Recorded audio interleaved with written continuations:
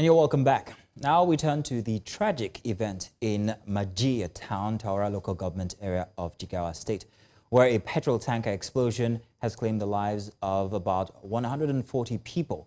Now, the victims were reportedly attempting to scoop fuel from the wreckage when the explosion occurred.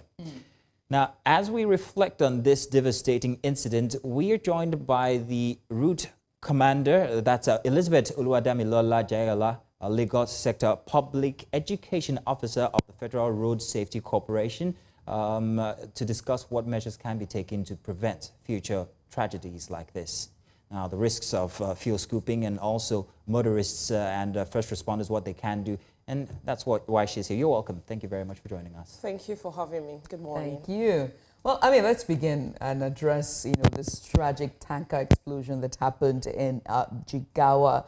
Very, very sad. And people, we heard that, villagers were scooping fuel from the wreckage when the explosion occurred.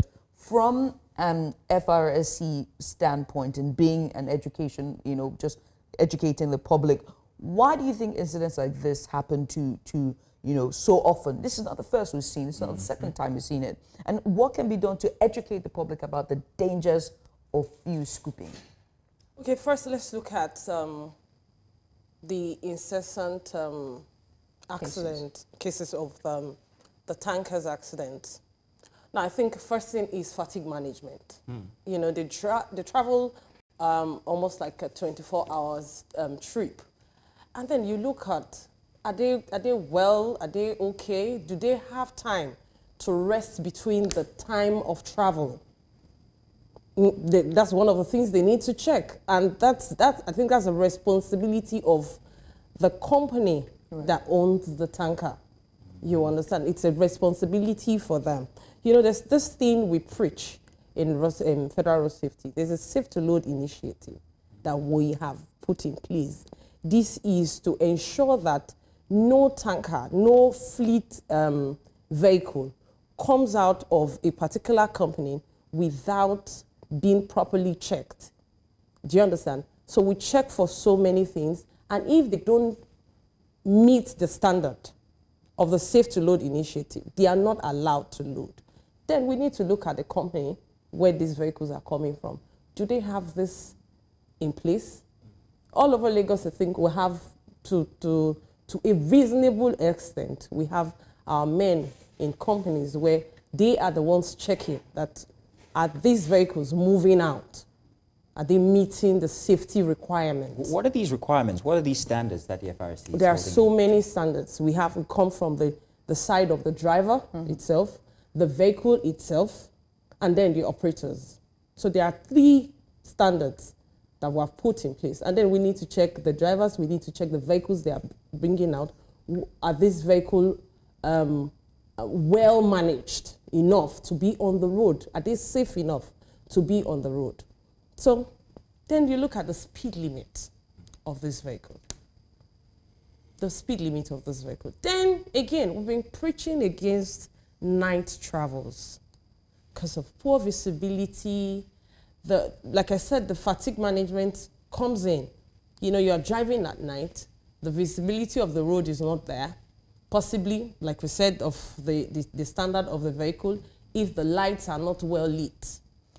They're supposed to be on the road. They'll make a case and say that they travel by night because they are trying to avoid the busyness of the day and the markets and the road jams. The night time is much more faster to get to the destination. If you have to do this, do you have the requirements that allows you to travel at night? The lights, the management of the driver, the management of the vehicle, do they have it? And when it comes to educating, let's talk about educating the public about the dangers of fuel scooping. This is not the first time, second or third time. For as long as I can remember, I've seen cases like this where they run to go scoop fuel, it explodes. We've preached this a lot of time. I use preach because it's more like we are now bringing people to know what to do and what not to do. Now, when you want to, when an accident like this happens, the first thing to do is not to go and start scooping fuel. We know what happens when you put, there are some things there are some materials that explodes when you bring them close to fuel. And then these people are not enlightened enough to know that these materials are not supposed to even get to some meters towards this fuel thing. And then they bring them to scoop and then it explodes. So we preach from time to time to let them know that don't go close. Allow the management agencies that are supposed to work so that the lives of the communities, the citizens within that community will be safe. Mm-hmm. Are there any physical efforts that the FRSC has put in place to educate people, not drivers now, but people regarding these kinds of instances? If you say that they need to be enlightened, then what's the FRSC doing? We're doing a lot. We go to mosque, we go to church, we preach this every now and then. Now, in Lagos State now, the preaching has even gone higher than it used to be, because we now have the Lekki Maritime Corridor experiencing the movement of vehicles, these vehicles, this tanker fuel transportation vehicles more frequently than before because of the Dangote distribution of PMS. Do you understand? So we now go out to educate people that in case this happens, you are not supposed to do this. And then because you are now going to experience more movement of this kind of vehicles, then there is need for you to be careful. So we're doing that. Okay. There was also talk about the fact that the tanker driver lost control. That kind of like impugns what structure was on ground.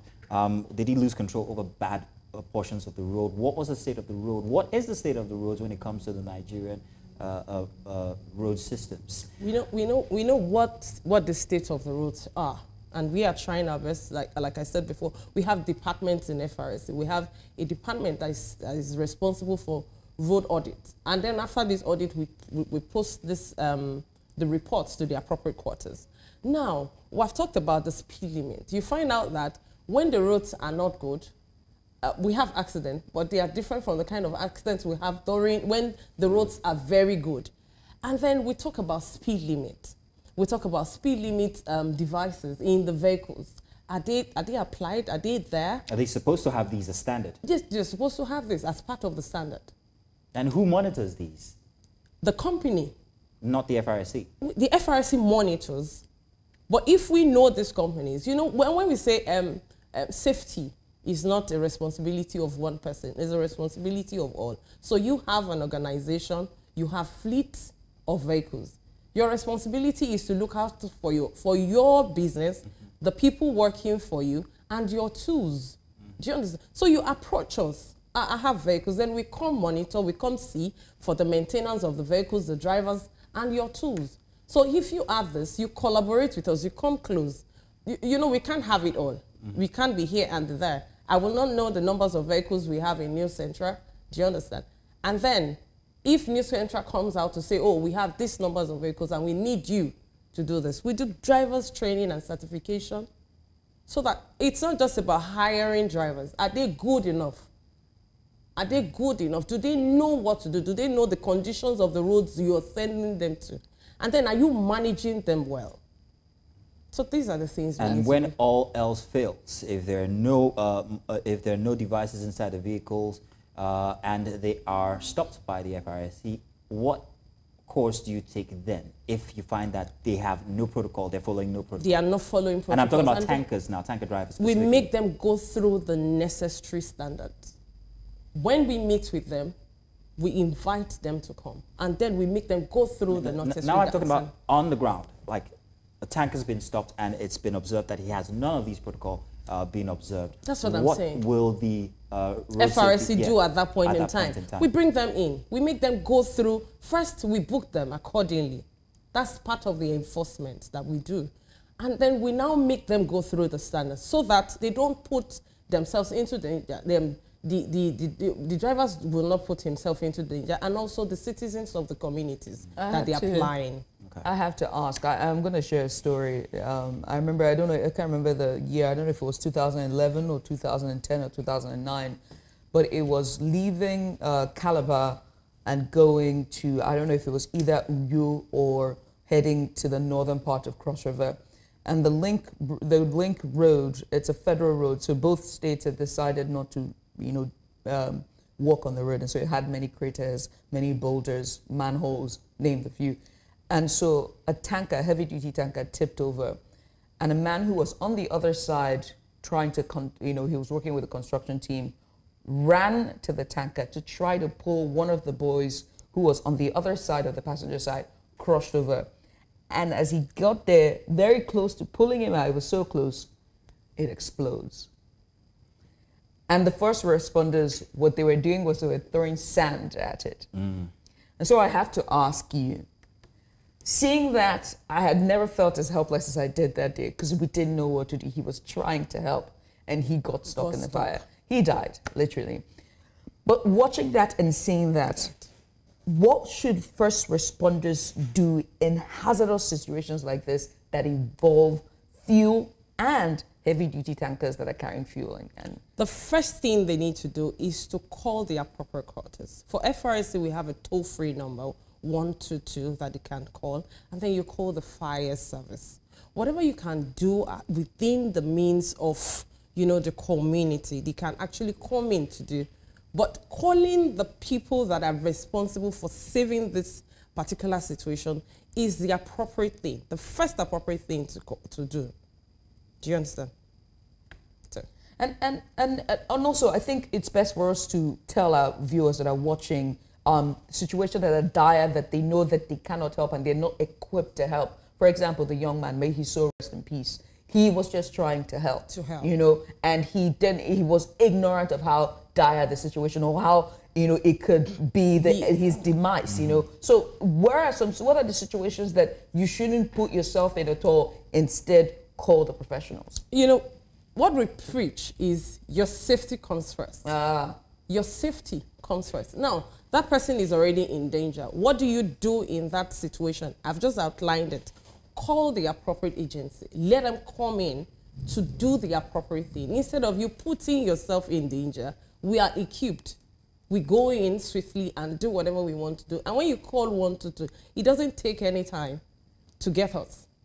So now, I have to say that this was on the outskirts of town, and the same incident that happened here was also on the outskirts of town, Tura local government area of Jigawa, Majiya town, right? So this is clearly on the outskirts. What is FRSC doing regarding sensitization and educating those in the remote area of Nigeria? We have state commands and we have units, what you call subunits.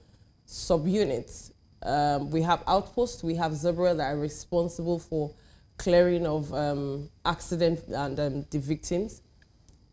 We are almost in every area. We are in local government, from one local government to local government. So those in the local government will preach to the communities. So we go from one space to another space to preach to the people of the communities. So like in Lagos State, we have people in local governments, we have people in other towns. So when things happen, you can be sure that we'll swiftly get into it. Well, I want to say thank you very much, Elizabeth Oluwadami Lola Jayola. She is the Lagos State Public Education Officer, and education is the word here. And I'm hoping to see plenty of these happening across the country, especially as Nigeria is facing a very bad economic downturn here, and people want to find any means they can to make any money. Yes, we hope that these meet the people's ears and that they're able to readjust. And I also hope you and I will do more. Oh, yes. Oh, when it comes to that's literally our job, isn't it? Thank you.